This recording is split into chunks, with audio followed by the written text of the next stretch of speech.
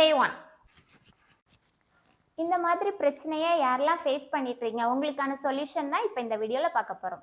இப்போ என்னோட fullest first round value 32, waist round value 26. ரெண்டுக்கும் இடையில உள்ள டிஃப்ரென்ஸ் பார்த்தீங்கன்னா 6 inches. நான் இப்போ இந்த மெஷர்மெண்ட் வச்சு தான் ஸ்டிச் பண்ணேன். ஸோ அதனால தான் என்னோட குர்த்தி என்ன ஆகலை, செஸ்ட்டை தாண்டி கீழே இறங்கலை.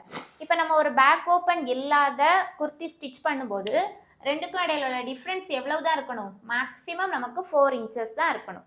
இப்போ என்னோட ஆக்சுவல் டிஃப்ரென்ஸ் 6 inches, மேக்ஸிமம் டிஃப்ரென்ஸ்லேருந்து நான் மைனஸ் பண்ணுறேன். எவ்வளோ வேல்யூக்கு வருது, 2 inches வருது. ஸோ இந்த 2 inches நம்மளோட வெயிஸ்ட் ரவுண்ட் கூட ஆட் பண்ணிக்கணும். ஸோ ஆட் பண்ணும்போது 28 inches இருக்குது. ஸோ என்னோட நியூ வெயிஸ்ட் ரவுண்ட் இந்த வேல்யூ தான். இனி இந்த மெஷர்மெண்ட் வச்சு நான் என்னோட குர்த்தி ஸ்டிச் பண்ணுறேன் அப்படின்னா ஆட்டோமேட்டிக்காக என்னோட செஸ்ட்டை தாண்டி ட்ரெஸ்ஸு கீழே இறங்கும். இப்போ நாம் 4 inches டிஃப்ரென்ஸ் வச்சு பண்ணும்போது நம்மளோட ட்ரெஸ் என்ன ஆகும், ஆட்டோமேட்டிக்காக செஸ்ட்டை தாண்டி கொஞ்சம் கம்ப்ரெஸ் பண்ணி கொடுக்கும்போது கீழே இறங்கிரும்.